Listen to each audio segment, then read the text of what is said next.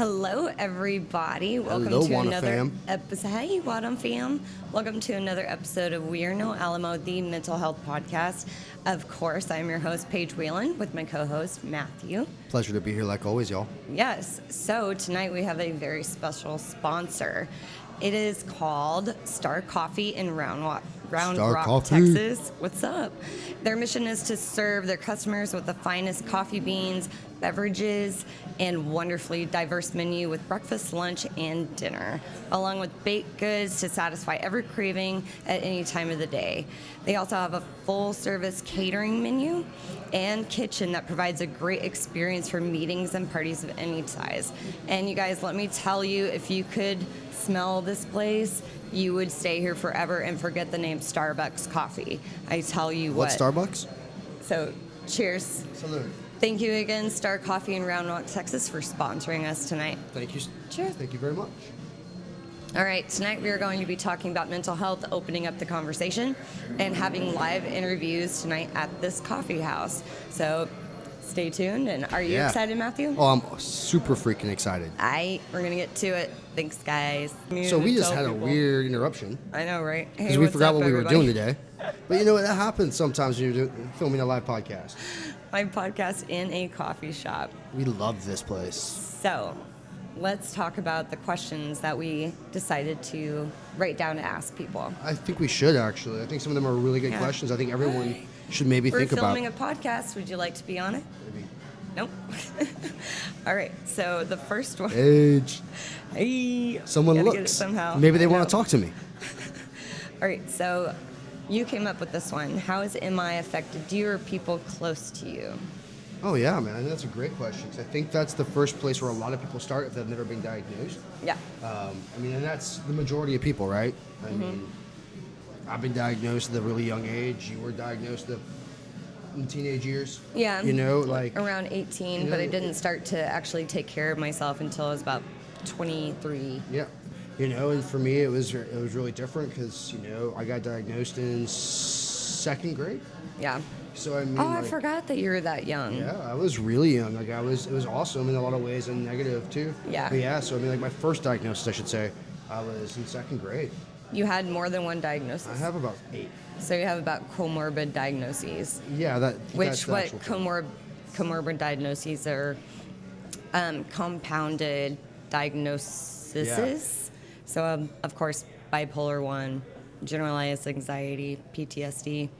And on your end, I have 6 different learning disabilities. Then I thought there was only one. That's dyslexia. That's usually an umbrella term for most of them. I have a few processing disorders, and then I also have Real quick before you go, what is a processing disorder? I go through things a little differently than other people. Like sometimes my mind's slower. Right. I know whenever we talk or have a conversation, because obviously we're in a relationship, and sometimes I say things to you, and I feel like you're not listening, but it's not that you're not listening, it's that you have to process things a little bit slower. So what else? So I am in that classic term dyslexic. I see things backwards. So not things, I see not even words. I see letters. So I'm glad you don't see dead people. Yeah, me too. So I P's and 9s, I have a hard time differentiating between the two. B's and D's, to this day, I have to just do it by memory because I can't remember what a capital B and. What does the sign behind us say? It says WANA. I mean, I can read. Very well. Oh my God, you've grown so much. But I couldn't read till I was about in 7th grade. Right. So, I mean, that does help. But yeah, so, and then later on in life, in my mid-20s, I got diagnosed with major depressive disorder. And I forget what the term was for the other one, but just generalized anxiety disorder. Yeah. So. But nothing I don't know, nothing abnormal. Nothing abnormal. I kind of like that you brought that up because also in an intro, I mean, we talk about this all the time, and you want to weigh in. I mean, it's about neutralizing language, and when you have a mental illness, it's not something that you can't fix. It's like you can fix a broken bone, and you can mitigate these symptoms. Yeah, well, right? you think, exactly. But you should think about that term, right? So why was what I got diagnosed with in second grade considered a learning disability, which is still in the DSM, which is still considered a mental illness, right? But it's not labeled Well, let me as such. finish up real quick. Oh, go on. So Sorry, I interrupted we, you. instead of saying mental illness, we call it MI, neutralized language. Suicide attempts, we call attempts because sometimes the word suicide will trigger people who do have suicidal ideations. So suicidal attempts, we call attempts. Committing suicide, come on, you're not a criminal. People who have done this, like, they're not on probation. Give me a freaking break, right? you know? So now we're calling it completing suicide. And I Or think, in my words, just completed. exactly. And I think that this helps a lot of people kind of start to understand that we can get better, right? Absolutely. And not better. We can learn how to live with this in a healthy way and have a healthy baseline. Yeah. So you're saying, I think you're on number 3 of your diagnoses. I mean, like, I can't remember them all. Dyslexia, generalized anxiety disorder, Well, depression. and that's, I mean, but then the other ones I don't remember because they're all usually labeled under the dyslexia banner. Narcolepsy. I'm just Nah. kidding. But, you know, the funny It's thing not was, MI. you know, like, you can almost tie directly, my therapist and I talked after, I mean, I was in therapy for 7 years. And we talked at great length about, like, you know, how these things kind of cascade, right? Like, I was back in, when I was first diagnosed, I was in exclusion, which they don't have today. So I never was in an English class until I was in junior high. Like, I never sat with my peers in multiple classes. Anything that had to do with writing, like, I was in a Did separate you room. feel like the other? Always. I mean, yeah. he's got a philosophy degree, everybody Just a listening little and bit. watching. But no, You like, see the books in the library. It's like I love to existential readers of the past quarter Please. decade. yes, read Orientalism by Edward Said. It's amazing. For Christmas, I literally bought him a book called Speeches of Note, which goes through how many speeches? I think it's like 100 speeches, and Yeah. like I know Like from 50% of them. Like 1500s to today, Yep. and From Socrates to today. 90s. From Socrates today. Let's get this right. So we got 300 BC to now. So we have some great stuff. We have FDR, we have Roosevelt, we have Right. Socrates, you know, a bunch of my idols. So that book is great. But no, I mean, like, if you look at how being diagnosed at a young age affected me, a lot of it, I had something that other people didn't. So I was really fortunate that my parents pushed me in athletics. And Right. so I always had that to feel good about myself with, because I was blessed. I worked hard and I was somewhat talented. Hashtag bliss. Yeah, with sports. So All right, I always had that. somewhat. You were able to get a scholarship Yeah, in full ride. hockey. Yeah. So I think that's a pretty good achievement for you, Matthew. It was. I got into college. I didn't think that. I mean, only 25% of people with dyslexia or associated disabilities get to college, or have the ability to get out of high school and go to college. So I think that brings us to the next question. Why now are you opening up about speaking about mental health? I mean, you've been the co-host for a while, but I don't think I've actually necessarily asked you that question. And this is something that I would like to ask people around here. I mean, you want it's to come talk? Yeah, absolutely. I would love that. I mean, I love that people talk about that. For me personally, it just was the past 15. I mean, because let's be real, like, you don't want your parents to know, or some of your friends, or some of your colleagues to know that you're doing this podcast, No. even though, to me, and to Donnie, shout out Donnie, our audio engineer, he's making this He's happen. a bad mamma jamma. I mean, this is my life, and you're a part of my life, so there's still that stigma attached to it, and Oh, you yeah. are a part of this. Oh, I know. And I feel bad. Well, like, there's things that I don't need my parents to feel guilty of anymore. Like, part of being diagnosed when I was so young is Wait, but why do you think that you harbor a guilt I don't. about your? You just said that you did. no, my parents, my mom is. They harbor the guilt. They feel really bad because of my MO. So my mom has never forgiven herself, and she never will. You know, she blames herself for it all, and so, though she shouldn't, hence that's why I don't. It's such a weight for her. It is. That she shouldn't have to bear. I mean, like, Because it's not her cross, my you know. mom's family is all NASA engineers, right? All of them. And Nessa. so there are all these bright people, and then I was struggling so hard, and she never understood because my mom's also the same. So that was always something that was always hard for her to understand, and she blamed herself for my struggles. And that's the reason why I don't really talk with them so much about it. It's not so much that I don't want to. It's I don't want them feeling like they're responsible more than Yeah, but the question that I asked was, why are you opening up now? Because I'm in a place where I can. Okay. I mean, I'm in a place now where, the people who are real close to me know. Almost everyone in my family does. You want to try to high five right now? Yeah, let's do it. Oh, we actually that was connected. Probably the first really good high five. Did you get that on video? Oh yeah, everyone. That was a pretty big deal. Paige usually misses my hands. We cannot. Mostly when he tries to slap me, I'm like dodging. Slap you? I'm never trying to slap you. No, I'm kidding.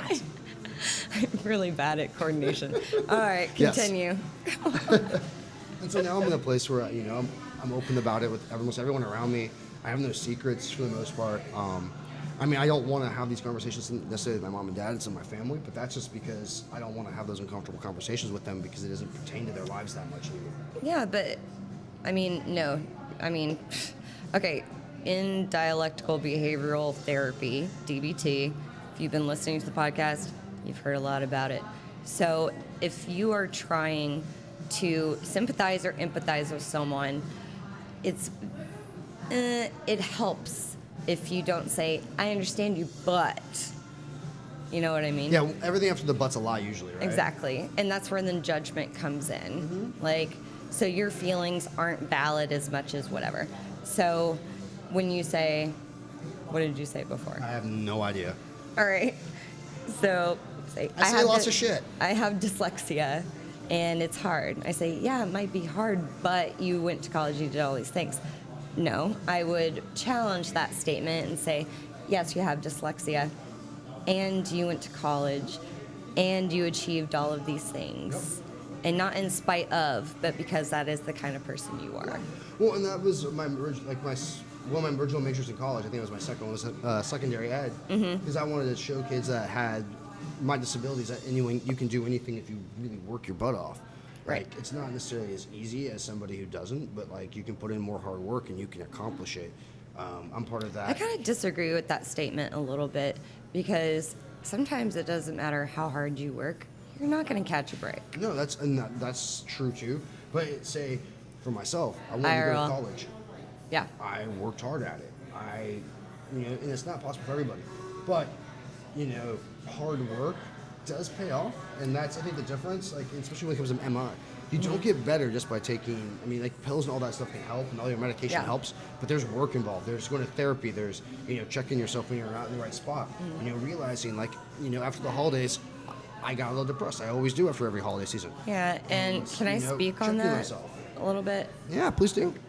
So I remember my first time that I spent away from my family for Christmas, and we are the type of family that you don't miss holidays. Like, I've got sisters, got a lot of girls in the family. Like, it's a big fucking deal. Yeah, it is. So, I mean, the first time that I spent it away from my family, I got super depressed. I feel like I missed out on a big life event. And this was your first time away from your family during Christmas. This was like my 7th year in a row.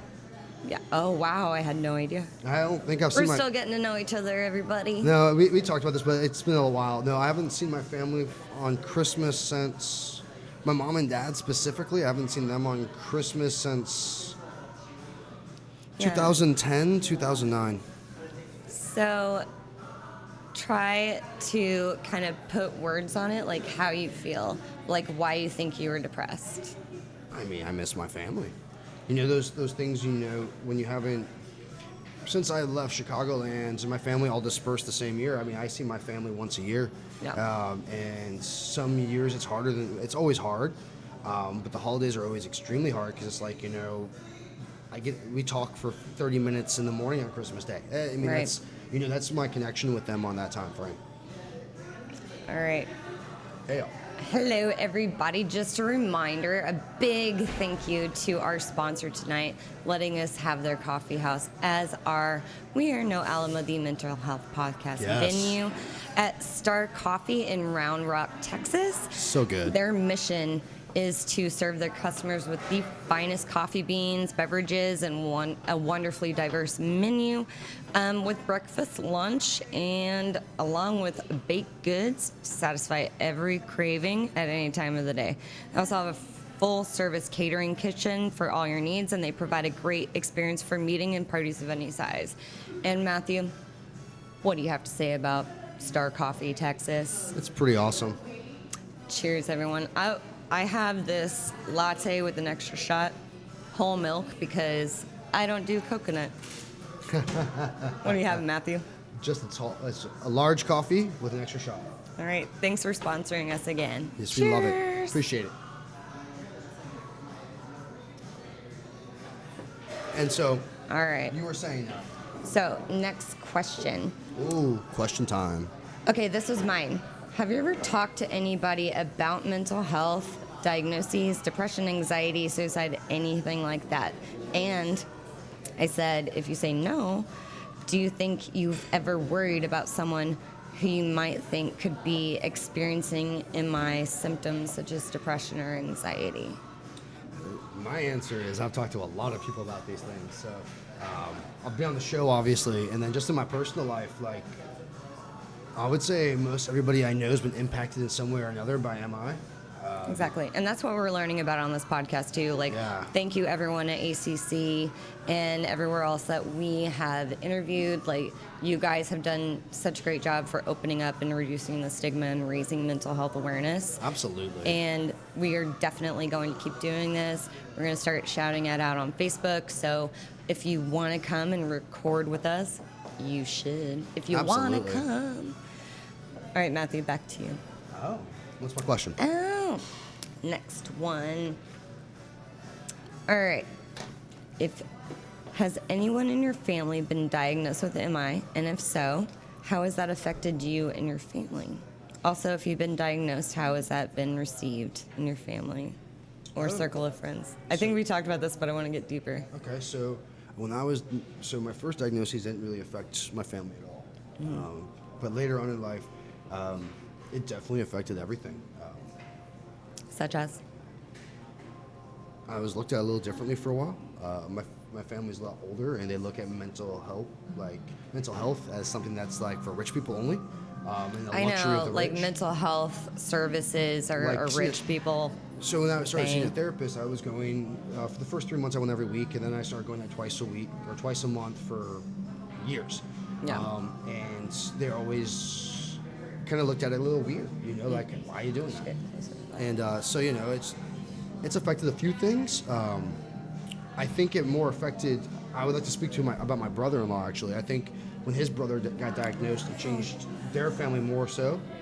And we've talked about this at great length because him and his brother are not on speaking terms. Yeah. Because of MI. Because of. Do you mind expanding on that? Because I know the story, but as much as you're comfortable with absolutely. explaining. So my brother-in-law, his brother has multiple diagnoses. I can't remember what they all are right now, so I'm not going to go into that. Also, my place. It's his. Yeah, it's his bag. It's his cross to bear. Not mine. But anyway, with that, like, he's never actually seen his nephews, and his nephews and my nephews are both 13 years old, and he's never once met their other uncle.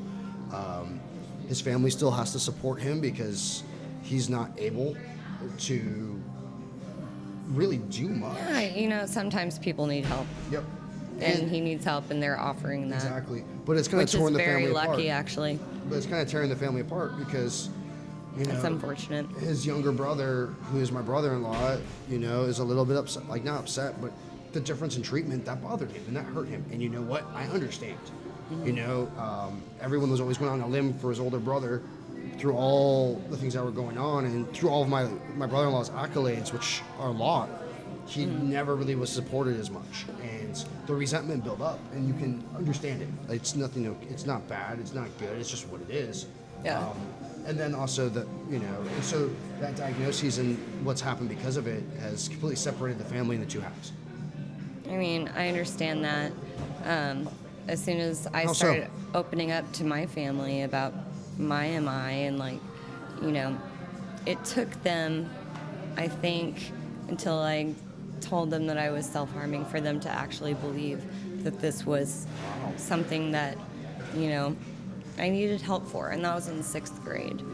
And luckily, I mean, it didn't escalate to a place where other people are. And I'm not saying that my pain was less painful than someone else's. I mean, I've learned in therapy and in DBT and in inpatient and outpatient that pain is pain. Yep. And you shouldn't compare your pain with others, because No. that's not going to help you get back to a baseline. No.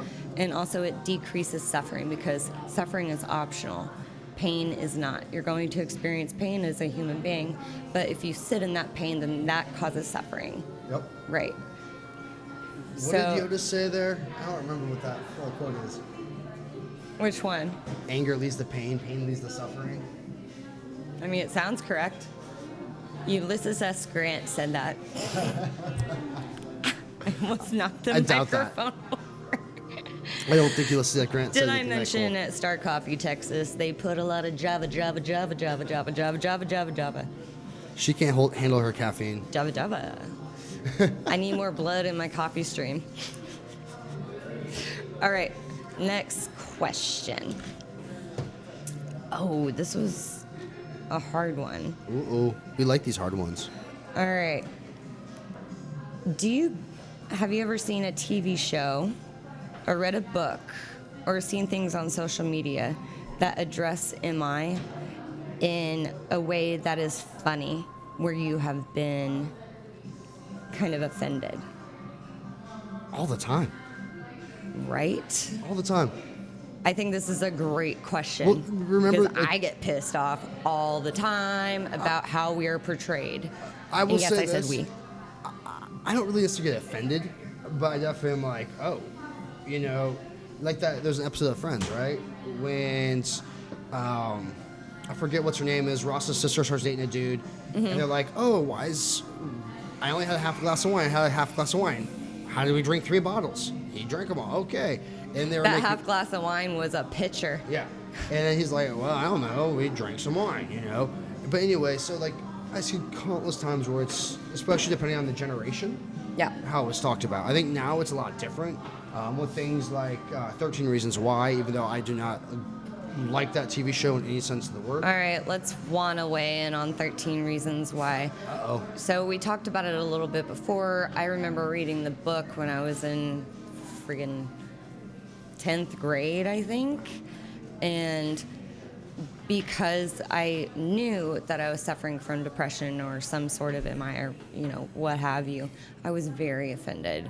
And I kept reading it because, you know, there is an element of selfishness in how they're portraying attempting or completing suicide. Absolutely. I agree with that. I also think that some of it was looking from like everyone else around you's perspective. And I think that's some of the hardest things to talk about when you think about completing. Yeah. It's not so much, I mean, at the time frame, I mean, to get to the point where you're at that place, it is what it is. So we don't need to go Right. into that. And But like, you know, the one thing that people don't talk about as much, or it's starting to be talked about, and not like this should be a way into anything, but I think it's important to note is the amount of damage that does to those around you. I've lost friends who have completed, and it's not, you know, it's the fallout from that with moms, dads, siblings, kids. You know, like my one friend, he had kids. You know, they have to. But live in with that 13 Reasons Why, she is playing the blame game. Exactly. Where, I mean, in my DBT, in my therapy, my group therapy classes, like people who have attempted, they are not blaming anything on anyone. And maybe that's just my experience, but it's in their head. It's in their genetic DNA, right? And I wouldn't go that same as far. me. I wouldn't go that far. I don't think it's in your genetic DNA to take it that step. I think that is. Okay, is genetic DNA the same? Is that like redundant? Yeah, well, Maybe we should just say either or. DNA. Either way, I think with that, like, I think MI can maybe get you to certain states, but going to that next step is not necessarily the MI itself. It's the way we're interpreting the data that we're receiving. Also, we talked about emotional dysregulation before in the previous episode. Also, check out our bonus episode on our Please Facebook do. page. It's pretty badass, actually. Yeah. I'm on it, of course. And I mean, one of the symptoms of emotional dysregulation is trying to manipulate people's emotions for your own, not well-being, for your own winning. What is that word? Own gain. Yeah, gain. For your own gain. I mean, like, it doesn't make sense. That line right there also falls into like 8 other diagnoses, if not like more in the DSM. So por ejemplo? Kind of like, borderline narcissists. But what are those? You always talk about some diagnoses that have to do with some sort of emotional, I want to say disorder. Well, there's difference. Like there's like different access levels. Yeah. Well, you always argue about like what's in the DSM and what should be called whatever. And I know. I get technical because I have lots of people around me. A lot of thoughts. Yeah, I do. I have lots of random thoughts. They're not always good. That's why we got this podcast. No, it's kind of like, so my major depressive disorder is not an access 2. Being diagnosed with my learning disabilities, that is an access 2, which means it's innate. Nothing I can do about it. It's there. Right, It's exactly. But then there's a lot of other ones that aren't, that are caused by outside influences, this and that. It could be a time in your life. Like most everyone's going to experience major depressive disorder at some time, or depression at some time in their life. But there is a difference between major depressive disorder and going through a period of depression, like if you lose a loved one. What depression is, I think it's 8 weeks of, symptoms. Sleeping too much, not sleeping at all, lack of appetite, loss in things you loved. I mean, go find a depression commercial and listen to it because they are those symptoms. And but don't listen too closely. Don't listen too closely, especially whenever they get to the side drug effects. Commercials. You might die, but you might die anyway. Let's get real. We're all going to die. We're all going to eventually. So, I mean, that's a foregone conclusion. Unless you're Sheldon Cooper and you're able to upload your mind to a computer at some day, we're all going to go. I know. It's a part of life. But what I was saying was... What was I saying? I don't know. You talk a lot. Oh, gosh. All right. Someone's got to keep this fun. Let's get to another question. Let's do it. So, this is about the gamers. So we're going to actually talk a little bit, not about Celeste, but another gaming situation. Let's do it. I love gaming. Okay, so what is the first game that comes to mind when you think about leveling up, but with character development? RPGs. All right. So with that, we're going to come back and talk about RPGs after we shout out our sponsor again. It is Star Coffee in Round Rock, Texas. Love you, Star Coffee. So go ahead and come down, have some coffee. Matthew and I are drinking their... I'm already finished, actually. I'm holding an empty cup and wishing I had more. We're going to get another one, for real. I mean, please stop going to McCafe and McDonald's because it's not worth it. Come down to Star Coffee in Round Rock. If you're in Round Rock, definitely come down to Star Coffee. It'll be worth your time. Do yourself a favor. It isn't even Drink that much, this. like, you might spend a few cents more than you would at McDonald's for a large cup of coffee, and it's so much better. So give it a shot. Talk about how the menu is too cool for school. Dude. Oh, too cool. Too cool for school.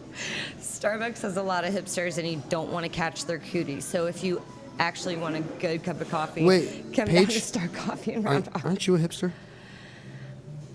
Yes. But I come to Star Coffee in Round Rock instead. All right, love it so here. back to our regularly planned program. Is it the last question? What do you think? I think so. Yeah?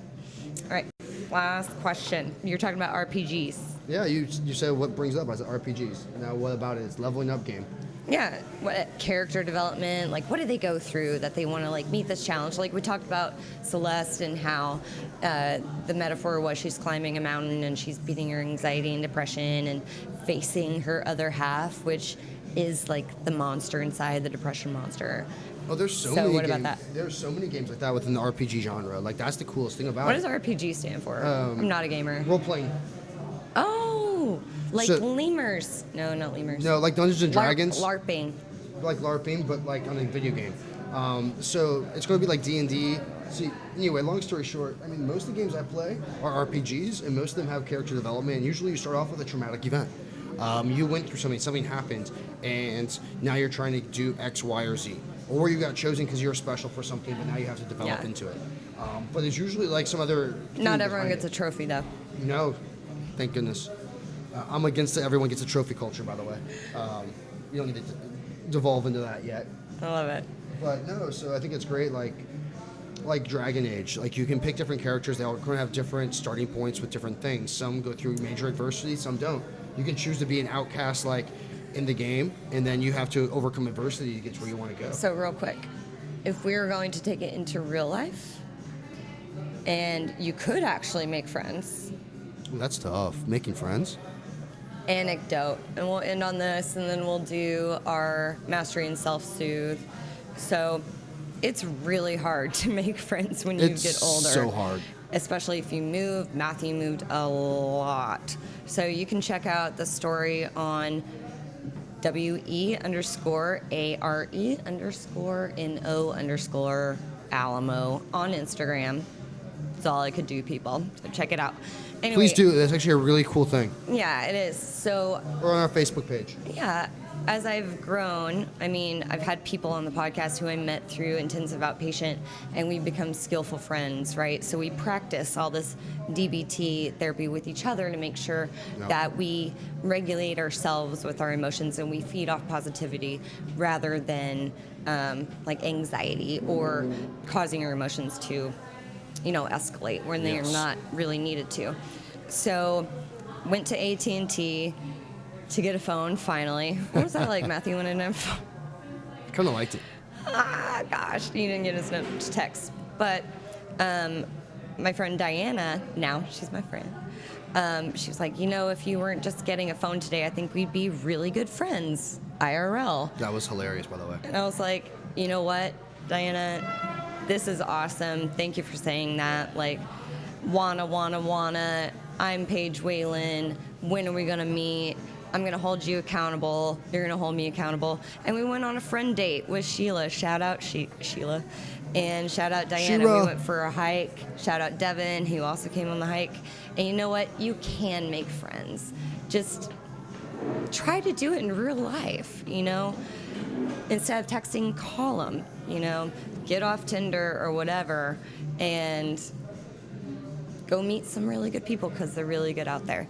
All right, so Yes. Mastery Self-Soothe. My mastery is to, next time, come back here, if Star Coffee will allow us, and re-record. And my self-soothe is I got new essence drops, like lavender essential oils, and I'm going to rub that all over my body. Matthew, hurry.